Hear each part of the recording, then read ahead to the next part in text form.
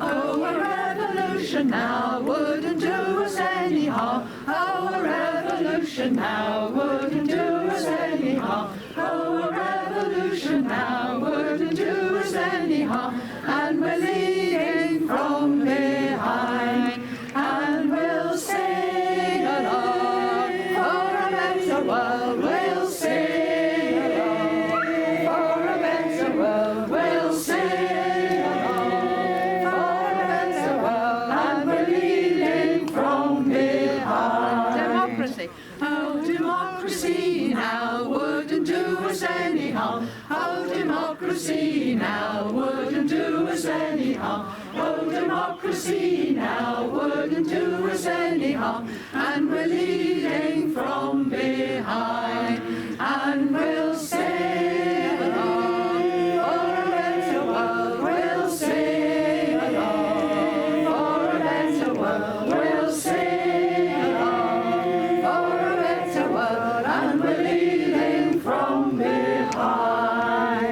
Oh, a republic now wouldn't do us any harm. Oh, a republic now wouldn't do us any harm. Oh, a republic now wouldn't do us any harm. And we're leading from behind, and we'll sing along for a better world. We'll sing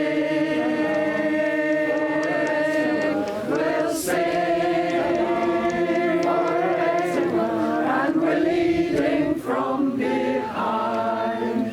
Oh, freedom to protest wouldn't do us any harm. Oh, freedom to protest wouldn't do us any harm. Oh, freedom to protest wouldn't do us any harm. And we're leading from behind, and we'll sing along for a better world. We'll sing along for a better world. We'll sing along for a better world, and we're leading from behind.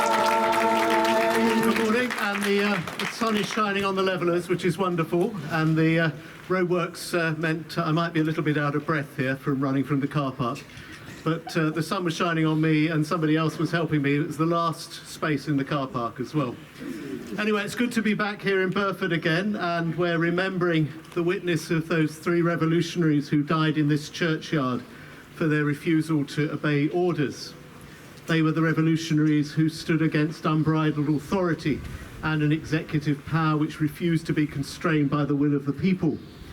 They lived in a world where the old ideas had suddenly been challenged. The world of King Charles I was a world where the role of the people was just one of obedience. The rulers told the people what they had to do, and even then they had to go to church. They had to do things that they didn't necessarily want to do. And the so-called Puritans were usually not much better than the supporters of Charles. They too wanted the church to tell everyone what they should do, and they too shunned democracy. Henry Ireton and many of the other parliamentarians who'd gone as far as executing the king, they still thought that the civil powers had the duty to compel religious uniformity, and that proper faith was practiced. So the tyranny of the king led to the parliamentary dictatorship of Oliver Cromwell. And that's why the levellers emerged. They were the radical revolutionaries of their time. They believed in freedom and in equality, even the freedom of religion, and that in those days was utterly novel. The levellers felt that all people should be free to belong to and to practice whatever faith they wanted, and that was the beginning of human rights. Naturally, at the time, they wouldn't have conceived of anybody as not choosing some form of Christianity, but the logic was inexorable. It's what made the coronation service a couple of weeks ago seem so ridiculously anachronistic. The levellers were really part of a movement that resisted the abuse of power in the name of human rights and in the freedom of conscience, and those things can't be taken for granted. The brutal war in Ukraine continues, and that shows us that the peace and security of the past 75 years are very precarious. And in a world of populists and nationalists, we can see what the unconstrained use of power by the executive can look like, even in this country. Even here, our police are arresting Republicans and banning the right to demonstrate. Our refugees are persecuted and demonized. Our liberties are fragile, and we need to resist our increasingly authoritarian government, as by stealth it moves ever further to the extreme right of the National Conservatives. So to resist, we should take to heart one of the early Leveller manifestos. Power has to be taken away from all future governments to prevent both kingly or parliamentary tyranny. And that message seems as relevant today as it was in 1649. We see a government destroying our cherished institutions and chiselling away at free speech and human rights, starving the best bits of Britain of funds or selling them to the highest bidder to milk for profits. We need to fight the radical fight in our own day.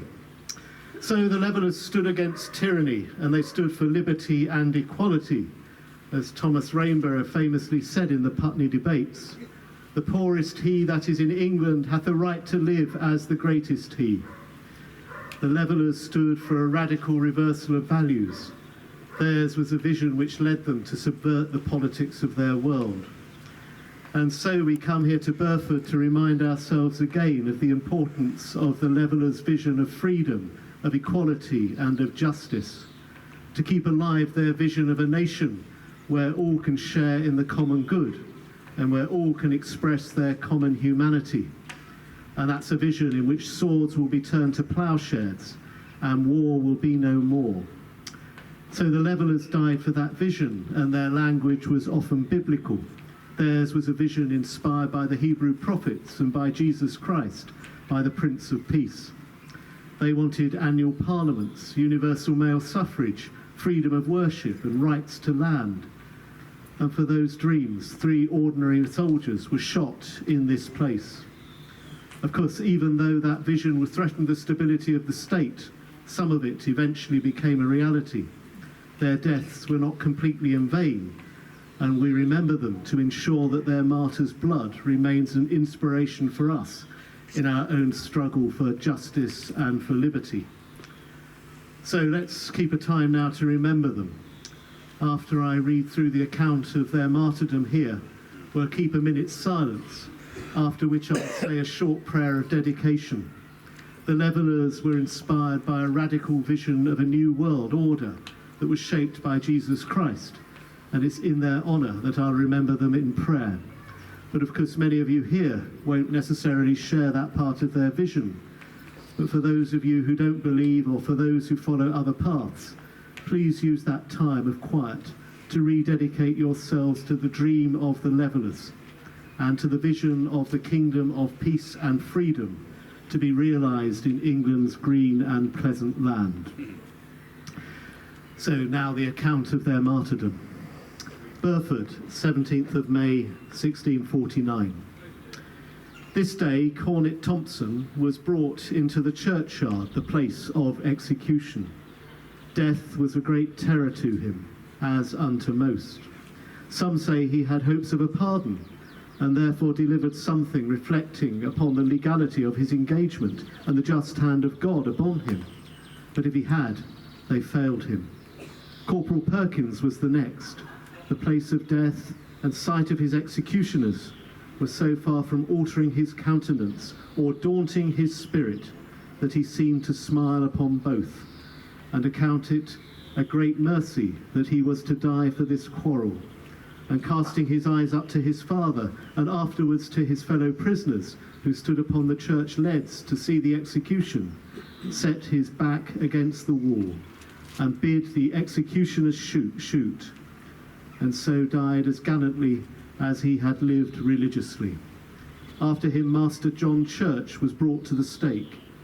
He was as much supported by God in his great agony as the latter, for after he had pulled off his doublet, he stretched out his arms and bid the soldiers do their duties, looking them in the face, till they gave fire upon him, without the least kind of fear or terror.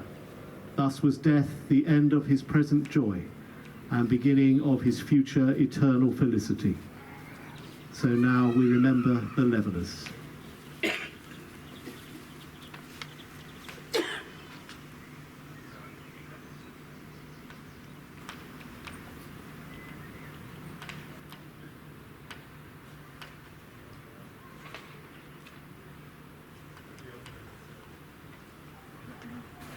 So let us pray. God of peace and freedom, as we remember the witness of the Leveller soldiers in this churchyard, let us pray that what they stood for will never be forgotten. Let us pray that as your Son Jesus Christ sided with the poor and the outcast, so we will never forget the common humanity of all those who live in this and every land. Let us pray that these revolutionary martyrs, whom we remember today, might yet play their part in the establishment of your peaceable kingdom here on this earth, where war will be no more, and where all people will live together inspired by your vision of justice, love and freedom.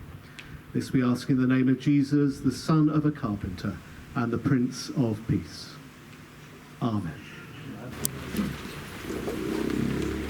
In memory of Garner Thompson. In memory of Private Church.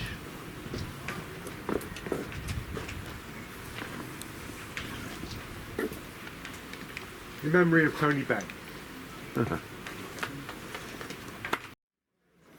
Power to the people. Power to the people. People got the power. People got the power. Can you hear us coming? Can you hear us coming? Getting stronger by the hour. Getting stronger by the hour. Power. Power. People. People. People. People. Power. Power. Power to the people. Power to the people. People got the power. People got the power. Can you hear us coming? Can you hear us coming? Getting stronger by the hour. Getting stronger by the hour. Power. Power. People. People. People. People. Power. Last time. Power to the people. Power to the people. People got the power. People got the power. Can you hear us coming? Can you hear us coming? Getting stronger by the hour. Getting stronger by the hour. Power. Power. People. People. People. People. Power.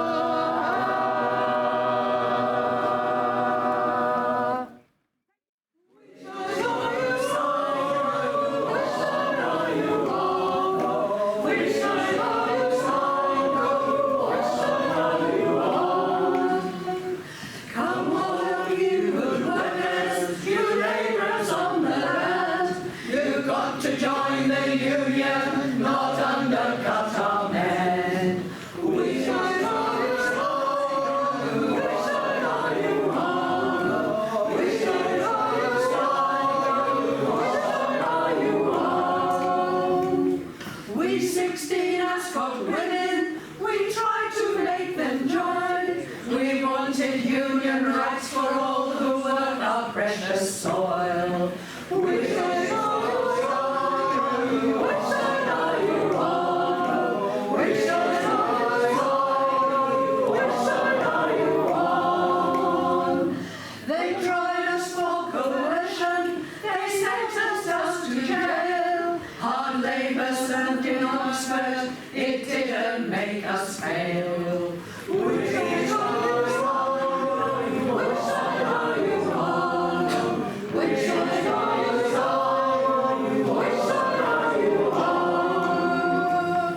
The people came in number to protest against the law. The law has made by rich men to persecute the poor. We shine on you strong, we shine on you hard. We shine on you strong, we shine on you hard. The union gave us money, but told us we were wrong. They couldn't see the future, the struggle carries on. We shine on you strong, we shine on you hard. We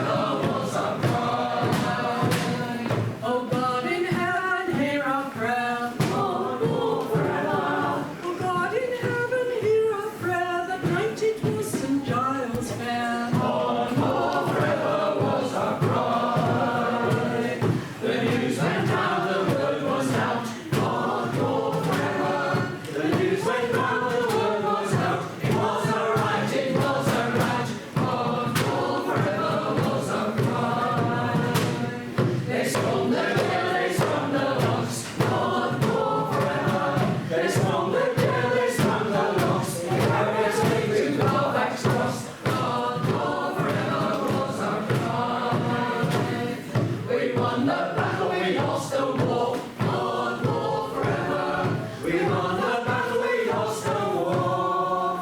There's none of us works the land no more. One war forever was our cry.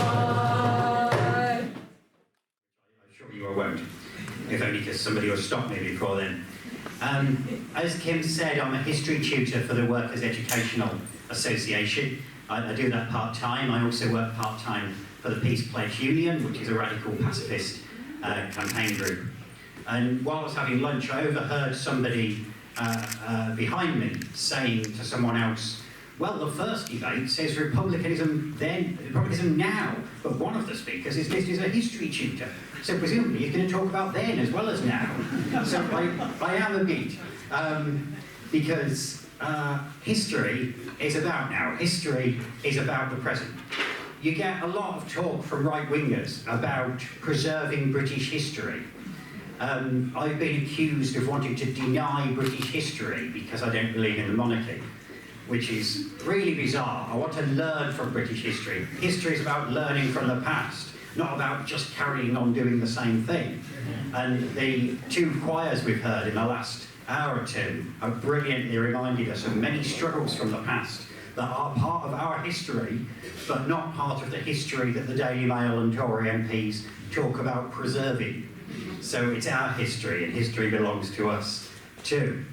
I teach a course on 17th century radicals, and I have to say, given how utterly dreadful Charles I and Charles II were, it was a frankly astonishing decision by Elizabeth II to name her son Charles. I suppose on the upside, at least she can be sure he'll be the best King Charles we've ever had. But you get a lot of strange comments if you oppose the monarchy, as you will, I'm sure, know from your own experience. Firstly, people talk about the monarchy being a great British institution, as if nobody had ever opposed the monarchy before.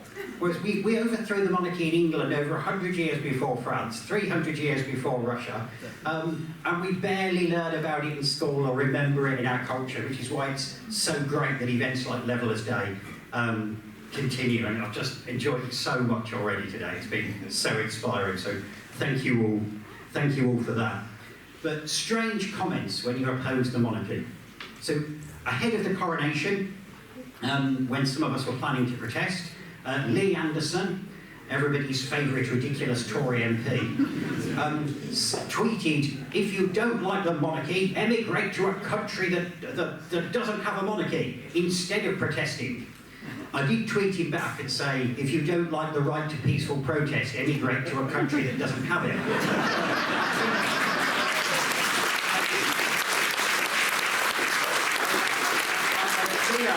However, we won't need to emigrate to a country that doesn't have it, because we barely have it in Britain at the rate we're going.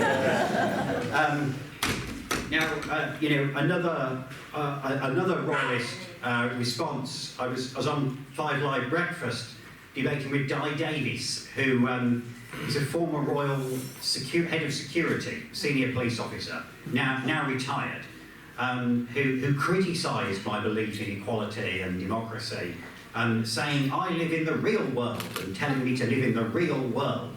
I really think that somebody cheering a man in a gold carriage on his way to have a load of stolen jewels put on his head on the basis that he magically inherited some right from his ancestors is not in a position to tell anyone to live in the real world.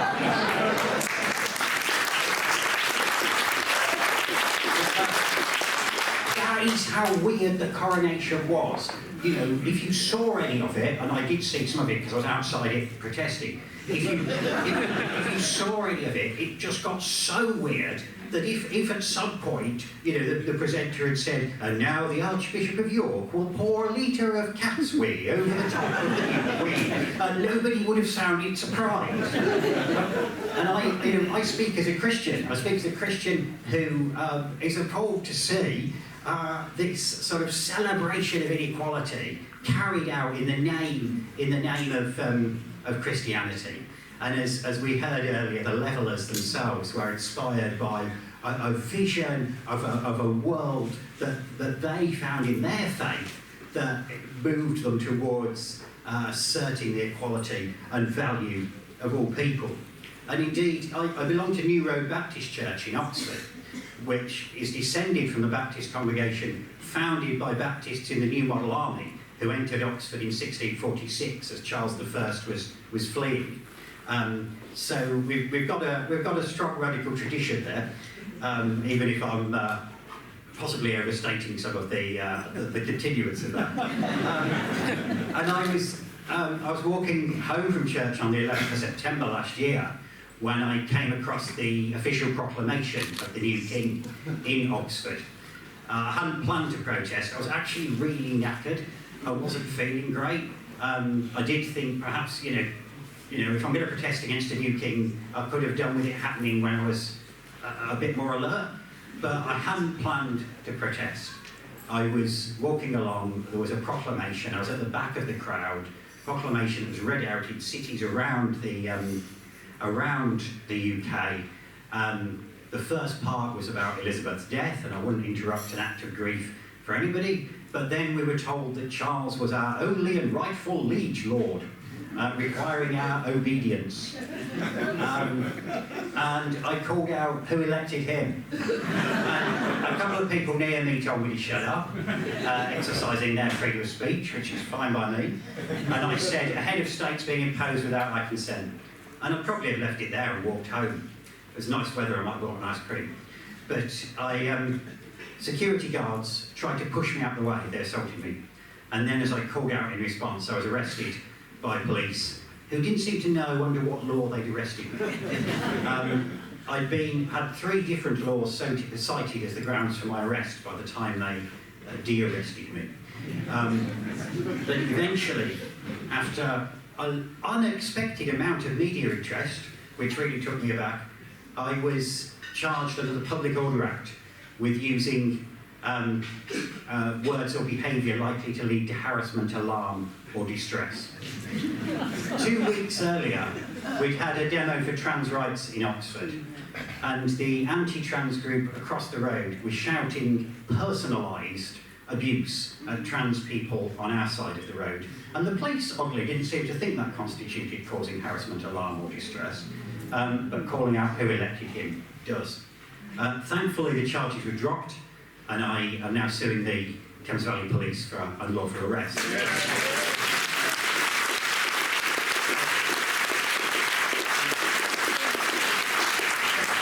Thank you very much, I really appreciate that. I have to say though, firstly, you can thank Liberty, the organisation, for bringing that case, which I could never have afforded to do myself. But also, it's all been very weird for me. There's so many campaigns I've put so much more effort into, and nobody's paid any attention to. And then I say 2 sentences in the street, and suddenly I was being interviewed for the next 3 days. It's the police we need to thank for their getting drawing attention to the issue with their own reaction. But obviously, I don't thank them. I'd rather it had never happened, and it never should have happened. There were other arrests of anti-monarchy protesters around the same time, and of course, something that I'm very conscious of is that most people who are unfairly arrested do not get invited onto the radio and television to speak to. I spoke to a homeless woman in Oxford shortly after this incident. Somebody I chat to her every so often, and she said, "Oh, was it you who was arrested?" And then she told me about when she'd been arrested and beaten up in the back of a police van. And I was so sorry. I'll moderate my language in the presence of people of all ages, but I was so angry because nobody's inviting her on Radio 5. Nobody was interviewing her on the TV news. And I also know, we all know, that as a middle-aged, working class, but middle-aged white bloke, I'm not the demographic most likely to be unfairly arrested. We've all seen the statistics of how black people are more often stopped and searched. That isn't a different issue. The whole notion of unfair arrests and the right to protest is tied in with the monarchy, because the monarchy is the pinnacle of anti-democracy. The monarchy is the pinnacle. I'll get better at saying that sentence. It's a tongue twister. The monarchy is the pinnacle of inequality. People say, why are you bothered about the monarchy? It doesn't have any power. Surely it's more important to go and campaign about poverty pay, about the right to strike, about LGBT rights, about climate change. And I campaign on all those issues. And I'm not telling anyone to stop campaigning on them in order to campaign about monarchy. That's the last thing I'm doing. But for me, it's all connected. Firstly, the monarchy does have some influence. The royal family, as we know through various media investigations, have lobbied behind the scenes for exemption from all sorts of laws, climate change laws, the original Race Relations Act in the 1970s, and various other things. Secondly, so many things are done in the name of the monarchy. The war is declared in the name of the monarchy. Treaties are signed in the name of the monarchy. We don't just want a president in whose name the same things are done. Militarism, very much linked to monarchy. 7,000 troops marching at the coronation, based on the whole notion that as a member of the armed forces you have to do what you're told without reference to your conscience, and those who don't do that will suffer. Michael Lyons, member of the Navy who developed a conscientious objection to war, was imprisoned for 7 months for disobeying orders in 2011. That's how recently a conscientious objector was imprisoned in Britain. Not 1918 or 1945, but 2011. And that whole structure, that oppressive structure of armed force, very much linked to monarchy. But finally, and I am about to finish, the main reason that I object to monarchy is because it sets the tone for society.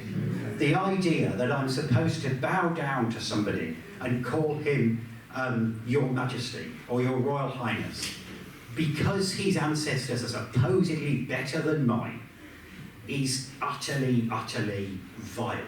It goes against all the values we need to live by if we're to build a better society. And I'm not going to tell my 5-year-old goddaughter that another child is better than her because they happen to be born in a different family.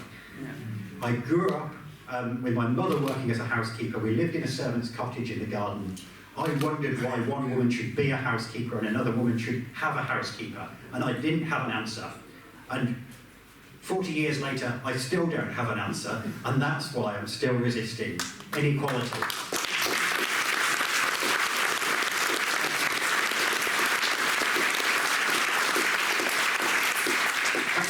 I'm swept away with all this applause. You're very kind. I think, though, just to finish, that's why I'm inspired by the Levellers.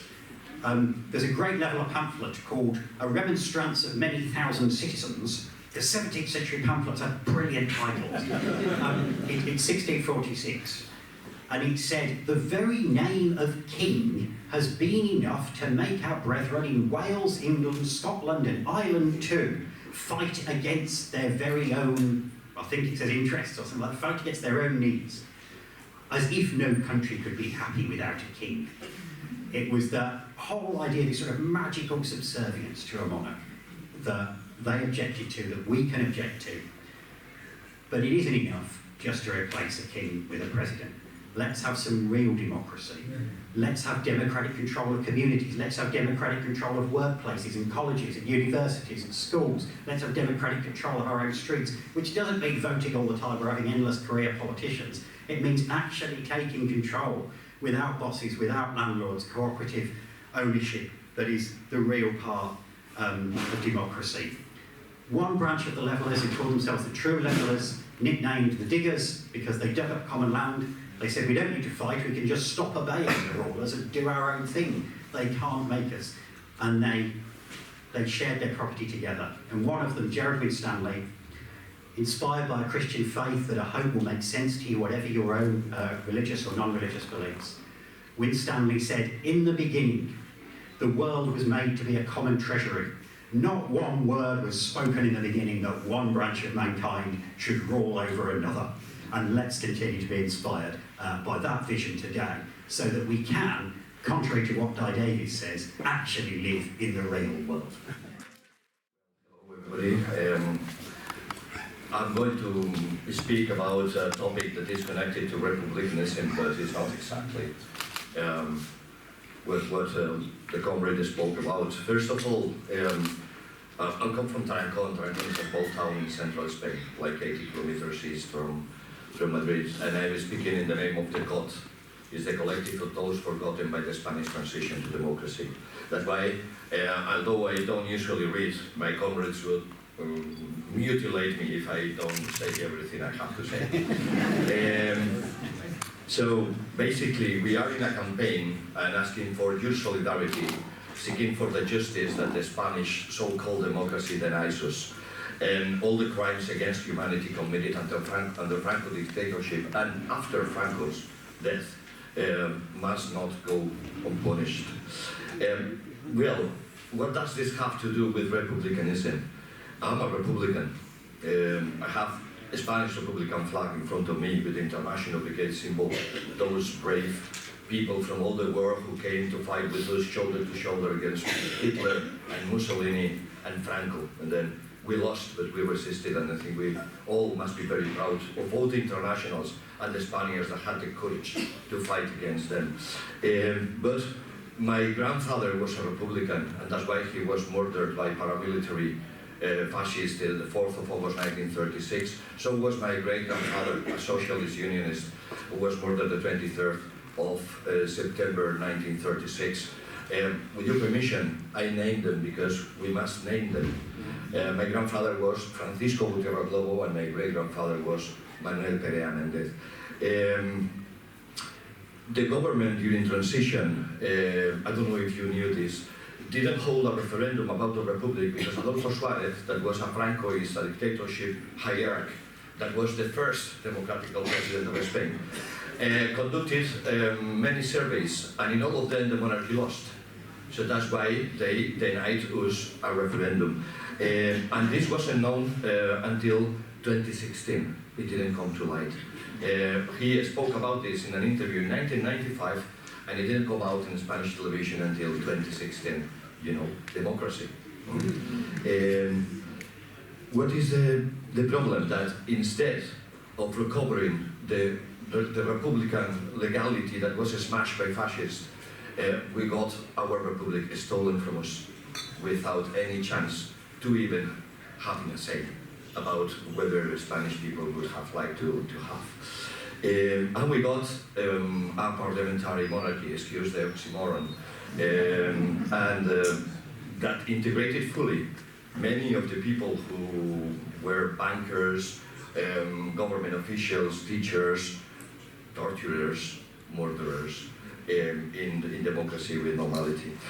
When Francisco Franco's democracy finished with the democratically elected republic in 1939, it was the beginning of almost 4 decades of systemic murder, rape, torture, forced labor and execution of hundreds of thousands of Spanish civilians.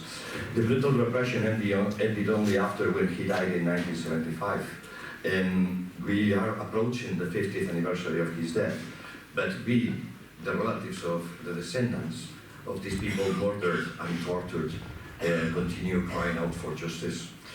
The failure to punish such a very long list of heinous crimes is not only an affront to those who fought against the military coup d'etat in support of the democratically elected republic during the war, including the international brigades, volunteers, but also for those brave Spaniards who fought the dictatorship from within in the 1940s, 1950s, 1960s, 1970s.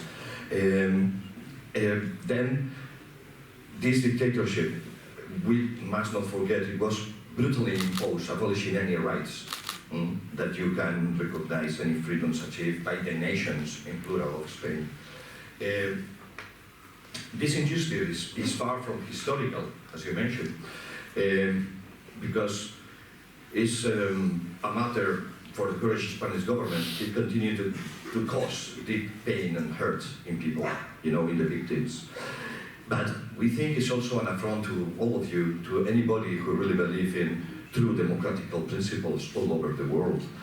To date, the Spanish state has taken no legal actions against those who committed such atrocities under Franco after the war. The list is horrific. At least 150,000 people murdered or disappeared.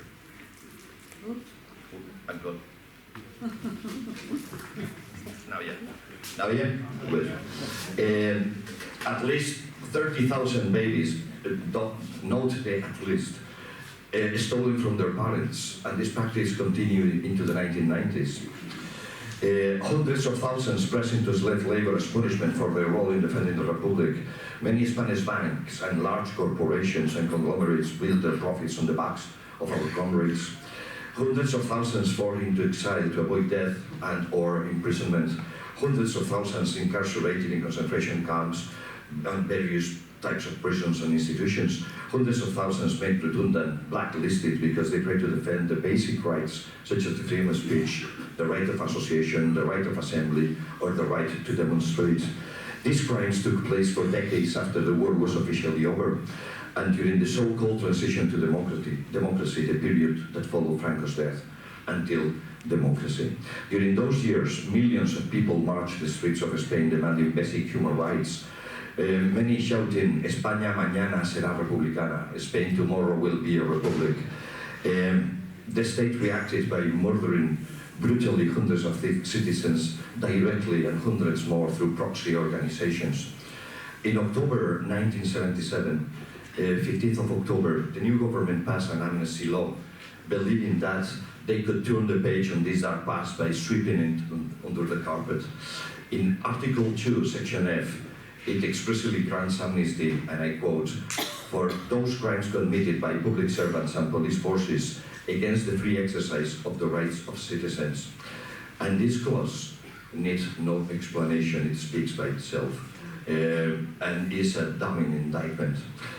Please note that this law, as many others that are currently in force in Spain, was ratified before, so was voted and approved before we ratified our constitution on the 6th of December 1978. So still they are pre-constitutional laws, and then they are still in force. For 47 years now, the Spanish judiciary has not only refused to try these criminals, because it has done its worst to make sure nobody else does either. In 2013, the Argentinian judge Maria Servini issued a warrant for the extradition of 20 dictatorship criminals, but successive Spanish governments have rejected the demand, Socialist Party too. Moreover, the Spanish courts, including the Supreme Court and the Constitutional Court, have ruled hundreds of complaints about torture inadmissible and refused to try crimes against humanity. Yet, the struggle for human rights continues with the historical memory associations to the forefront of the ongoing fight against Franco's impunity. Undaunted, we are continuing to seek justice, and we are currently focused on the prosecution of Martín Villa for the murder of 4 people in 1976 and 77, an investigation to 9 other murders for which Judge Servini recently issued another warrant that was not attended by, not taken into consideration by Spanish government or judiciary. The recently approved historical democratic memory legislation alludes to the shameful events perpetrated under Franco and afterwards, but it precludes naming names. As things stand, nobody will be held responsible for these crimes. And there are crimes against humanity. There is a vague referral to making amends, but there is no inclusion of reparation or compensation for the families of the victims. Let me once more name the names of the families of those murdered that are the ones who form COT. So, Ramón García Sanz, José Humberto Baena Alonso, José Luis Sánchez Bravo Solla, Ángel Otegui Echevarría, y Juan Paredes Manot, murdered the 27th of September 1975, last Franco's execution. Ángel Almazán, murdered the 15th of December 1976. Antonio Ruiz García, murdered the 23rd of January 1977. Mariluz Nájera, murdered the 24th of January 1977. Javier Benavides, Javier Sauquillo, Serafino Delgado, Enrique Valdelvira, y Ángel Rodríguez, trained socialist trade union lawyers, murdered the 24th of January 1977. Gustavo Muñoz, murdered in the streets of Barcelona, shot by the National Police the 11th of September 1978. Agustín Reda and Jordi Martínez Fox, murdered in 1978. José Luis Montañés and Emilio Martínez, murdered the 13th of December 1979. And Vicente Cuervo, murdered the 10th of February 1980. Or Juan Mañas, Luis Cobos and Luis Montero, murdered the 10th of May 1981.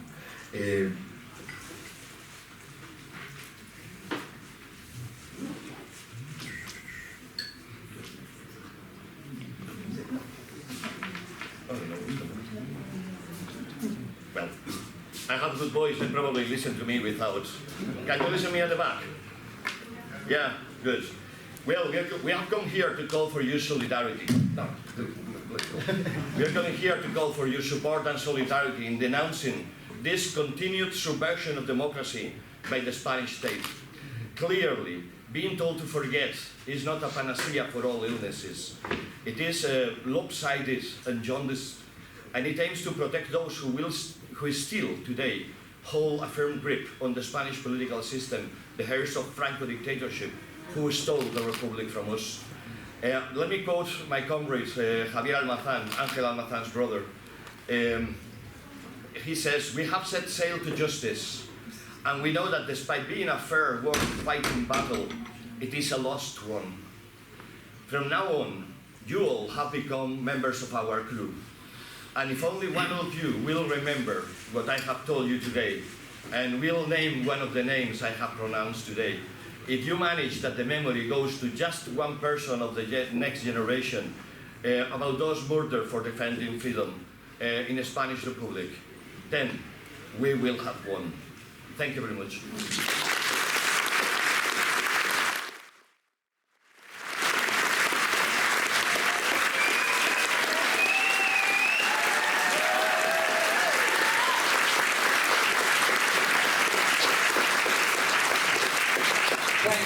Thank you. You can call me the late Jeremy Corbyn if you like. I'm really sorry, we had a bit of a high dog. What's the dog's name? No names? We had a bit of a nightmare journey getting here, but we're here now. So thank you very much for inviting me here. And thank you very much to Trades Council, the Union, North Oxford Socialist Alliance and so many others that have put so much work into Levellers Day here in Burford. I remember Tony Benn coming here many, many years ago, speaking in the churchyard, and all the events that have gone on there. Because it is not just a commemoration of an incredible act of brutality that took place in the churchyard. It was the fight back of the Cromwellian forces against the forces of social justice, of socialism and radicalism. And so, in a sense, they were fighting back against both the diggers and the levellers and the debate they were having themselves. And so, it is important that we commemorate those things. And I want to say a big thank you to all those that have written and worked so hard to ensure that the analysis of the English Civil War is fully understood, and that the hope that was given there in that revolution is understood. And it is not just buried as a footnote of history. And it is a little strange that Cromwell still has a statue outside Parliament. The levellers who were executed have a plaque in a churchyard.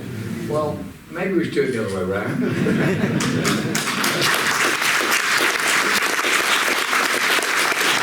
I want to say a big thank you also to my good friend John Rees for the wonderful book that he has written about this, and the work that he's put into analysing the levellers. So I'm reluctant to say too much about the levellers because John is standing near me. He will leap forward, take the microphone, add a few very polite corrections, then move on. But John, thank you for your work on this and the book that's been written about it.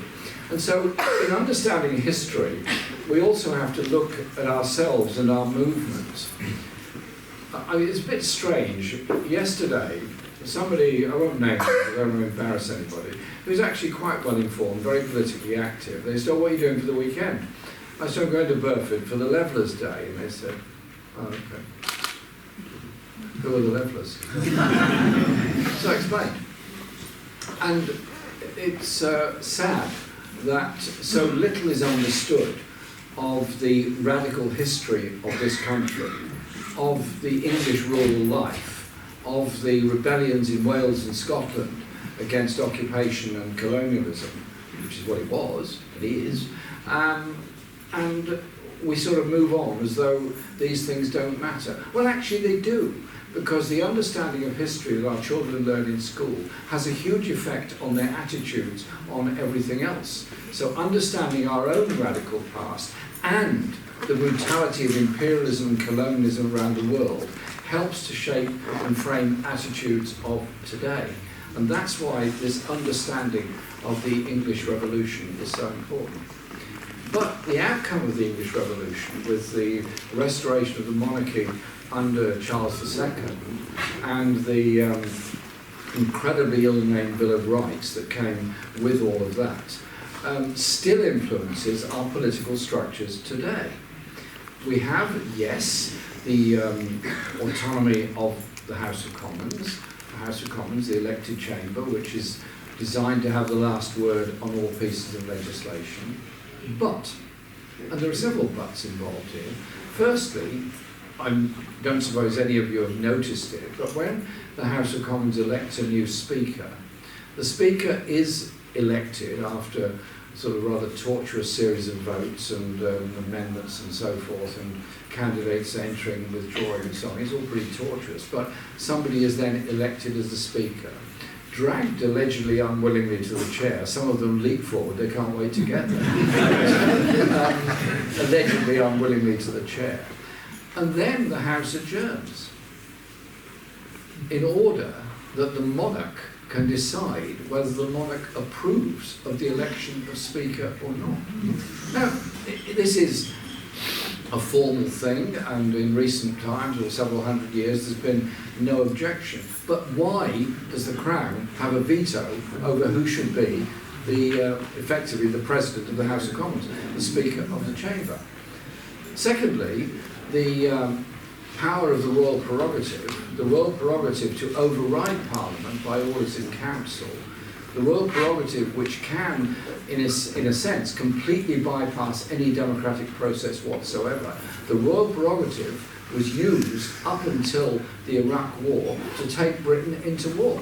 The royal prerogative is not allegedly carried out by the monarch, but is carried out by the Prime Minister on behalf of the Crown. So the Prime Minister, on behalf of the head of state, has the power to bypass and override Parliament.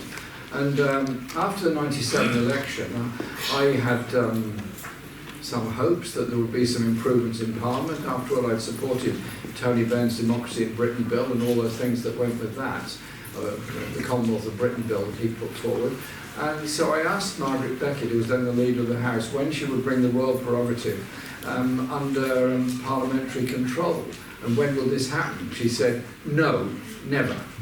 End of. There was not even prepared to debate that in any kind of way. So it is important to remember that the effects of the counter-revolution against the English Civil War are still there in our democratic structures. Now, I know there's a whole lot of debate about whether we should have a hereditary head of state or elected head of state. And I fully understand that debate, and I've been listening to those debates for many, many years. They're probably more live now than they've ever been in my lifetime, and likely to get more live. But democracy is not just about the head of state. It is not just the idea that democracy is solely the ability to elect somebody or not up to every 5 years to Parliament. It is about the democracy of our society, the right to free speech, the right to assemble, the right to know, the right to free media, all of which, every single one of which, is under sustained and real attack at the moment. On Monday, the House of Commons will be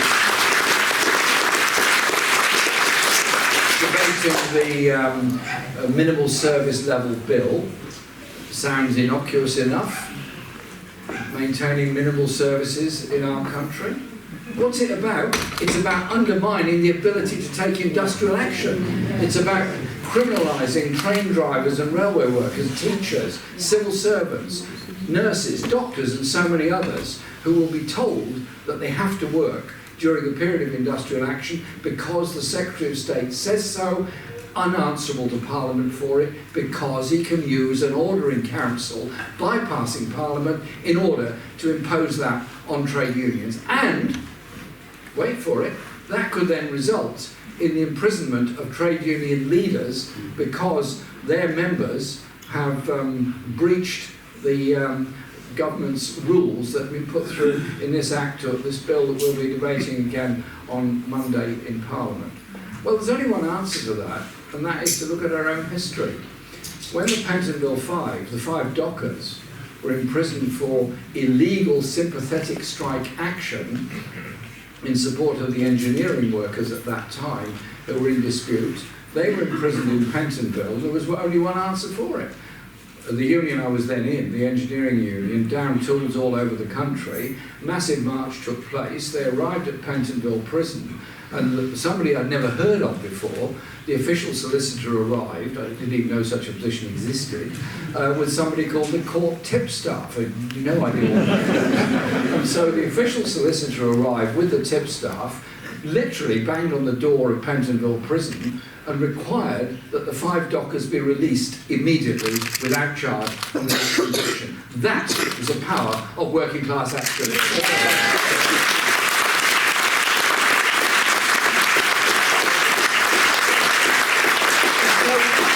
The others are the bills on freedom of assembly, and then the issue of our right to know in our media. And there's 2 things on that. One is, yeah, we have a media where allegedly you have a right to know. We all have access to social media. In fact, I actually imagine everybody in this room has got a mobile phone that can quickly access all sorts of bits of information if they want to. And I have to say the Google page on the Levellers confuses it with a rock band, but there we go. It is under control. The Indian farmers found that when they were on the cusp of winning against the Modi government, they suddenly lost all access to the internet completely. Why? Because an American-owned company had been told to close them down. That's the power that they have. So it isn't necessarily a completely free media, even in the social media setting.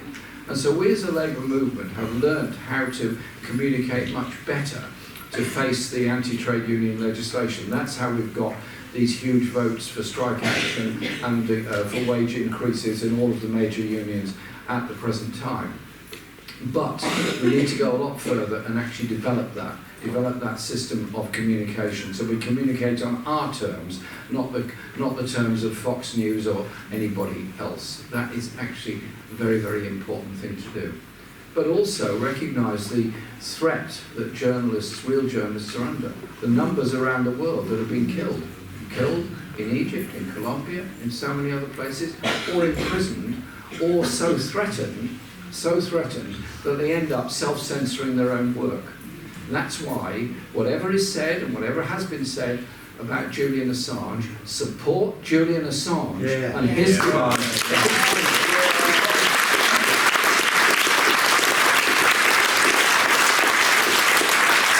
Because when Julian Assange walks free, and he will, oh yes, when he walks free, every other journalist around the world that's worth their salt will walk a bit stronger and a bit taller and a bit more determinedly, because they will be emboldened by that victory.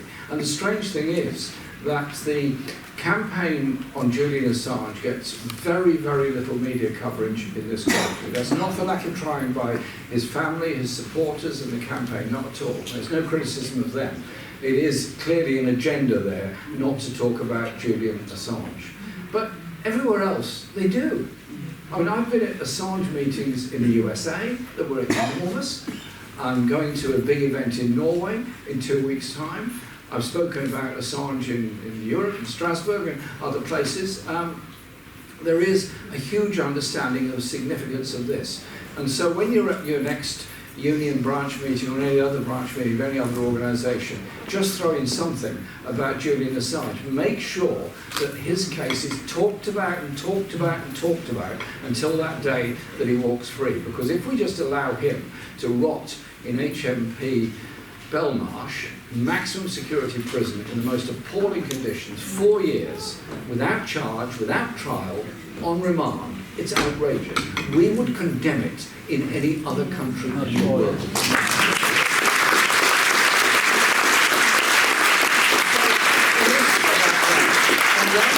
I just want to conclude with this. Don't worry about the time and questions and so on. I just want to say this about equality within our society. The Levellers campaign for justice. They campaign for access to land. The Diggers believe more in communal ownership of land. And I must say I've got sympathy with Joe and Stoney. Is that dog again? We have to understand that inequality is not some kind of natural phenomena. It's something that's specifically brought about by the system in which we live, the idea of the free market economy, and by a taxation policy by this government. And the figure I just want to give you, just come out today, is that £171 billion is the net worth of 684 people in this country. It's quite a lot, actually. If you divide it up, it's a massive figure. And it goes up by a huge amount. It's gone up by £31 billion in the last year. And next year, it will go up by even more. It will go up by even more because of the taxation policies that have been introduced. And it'll go up by even more because of the profitability of privatised industries and others. And it will go up even more because of the brutality of employment practices. Asda, for example, have just announced that 7,000 of their employees have got to take a wage cut. A wage cut on top of 10 years of frozen or falling wages. Working class living standards have fallen by around 20% over the past decade, and this is going to continue. We need an economic alternative that isn't offering to manage the economy, to change the economy and redistribute power and wealth within our society has to be the priority. And don't fiddle around and say we want the water companies to be better regulated. God, they've had 30 years of pouring crap in our rivers and seas. They've made billions in profits. They've made billions on asset stripping and asset sales of the land they were given below cost when the Tories privatised water in the first place. And I don't want to see beautiful rivers like the Windrush out here, the Thames or any others, continuing to be polluted by sewage, destroying the ecosystem and all life within those rivers. Well, privatised water companies have a main motive, which is to make profit out of the system. A publicly owned and publicly and democratically run water system would have one motive: providing clean water to people and protecting the environment. Surely that is something worth campaigning for. So I say to those that think we can regulate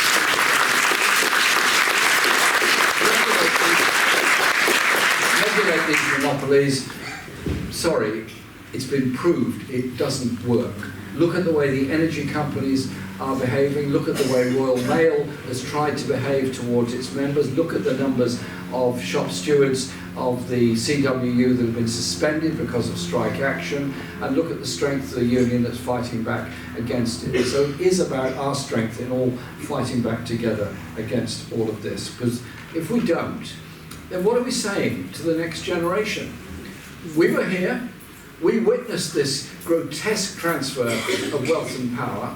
We witnessed this grotesque abuse of any socialist idea by our media, and we were unsuccessful in stopping it or defeating it. The politics of Parliament might be a bit boring and rather immune from principle on many occasions. Those politics have now moved on to the picket line, the demonstration, the argument, and youth movements and people that now want to get involved in collective action. So it is about defending unions and union membership, but it's also about bringing a new generation into union membership. Those young people, so grotesquely exploited in the gig economy, staring at mobile phones all day, hoping to get half an hour's work delivering a pizza to somebody. That kind of thing. That is what the gig economy does to people. And I was talking to a gig economy rider last week. We were doing a street stall in my constituency, talking to him. And he was a lovely guy, working very hard, hated what he did, hated the way he was exploited, hated the insecurity about it, no idea how much he'd earned from one week to the other. He didn't even know who his employer was. He was employed by an algorithm on his mobile phone that told him what to do. If he didn't do it to their satisfaction, told by the algorithm, he wouldn't get any money. And if he did that twice, he would never get any work again. He's no idea who can even talk to about his job. That is unbelievably cruel, nasty, and debilitating of the human spirit in any way.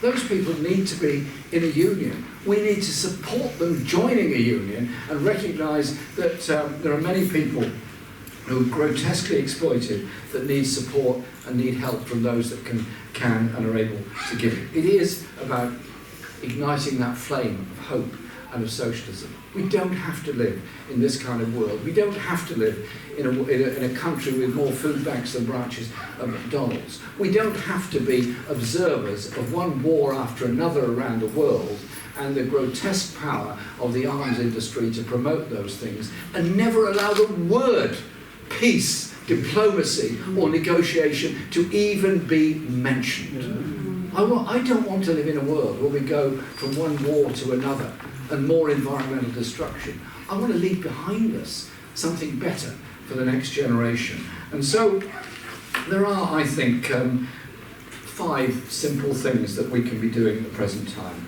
1, support those demanding a real pay rise for all. Inflation wasn't caused by wage increases over the past 10 years. Inflation was caused by the unbelievable levels of profitability of the energy and other companies in screwing our economy and screwing the poorest. Inflation has not been brought about by wage rises. What we need now is a wage rise that brings about at least a restoration of living standards of 10 years ago. Secondly, the points I've already made on public ownership. I don't want us to return to a 1940s style of public ownership. Yes, I admire what the Attlee government achieved in the National Health Service and in public ownership of mines and many, many other industries. Absolutely the right thing to do. But unfortunately, and it was even discussed in the Labour cabinet at that time, how would you run those industries? Basically, they appointed a national board to run them, and they ran them as a company.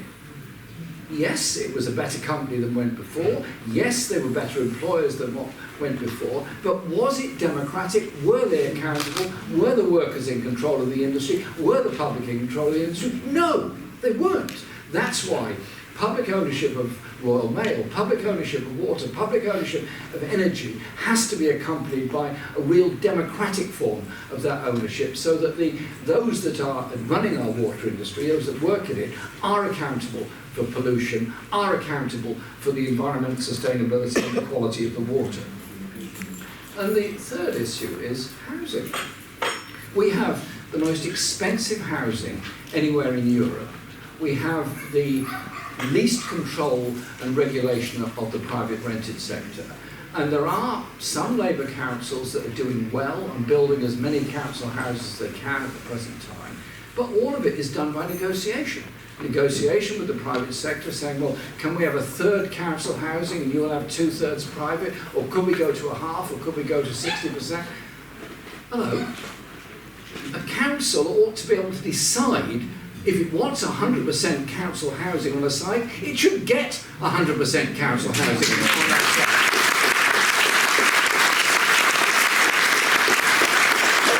So it is about housing as a right.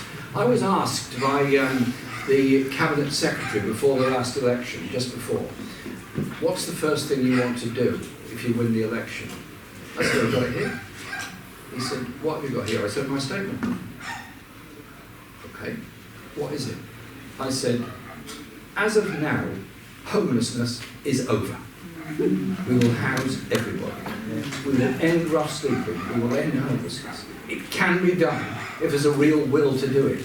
But if you leave housing to the free market, you get rough sleeping, you get insecure housing, you get mental health problems, you get grotesque levels of overcrowding, and you get underachievement in school and poor health as a result of it. We can't go on like this, letting the free market ruin the health of so many people and so many young people, leaving university with £70,000 worth of debt and then paying 50 or 60% of their take-home pay in private sector rent and paying off a university loan at the same time. They move from university into 50 years of a lifetime of debt because of it. We can do better than that. properly fund education, end tuition fees, and value education, not marketise it.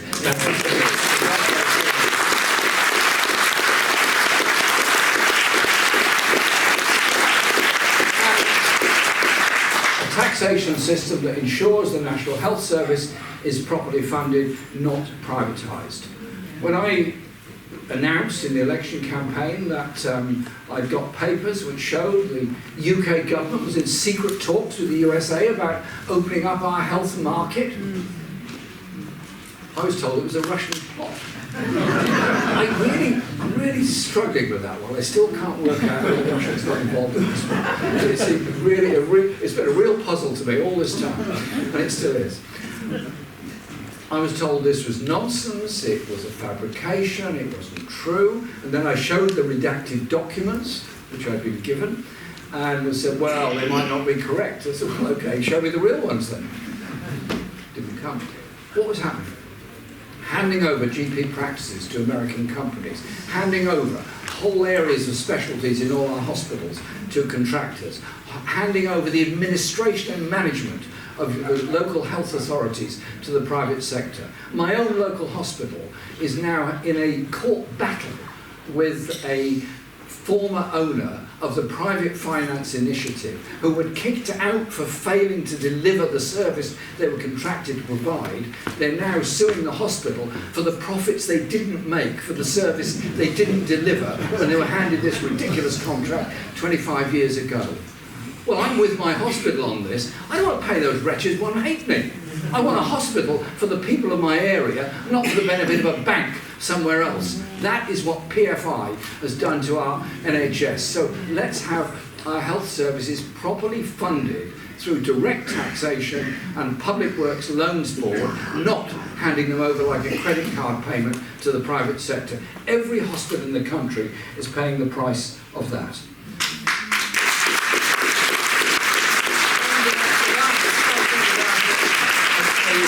About our approach to humans and humanity, the Levellers had this humanitarian human approach.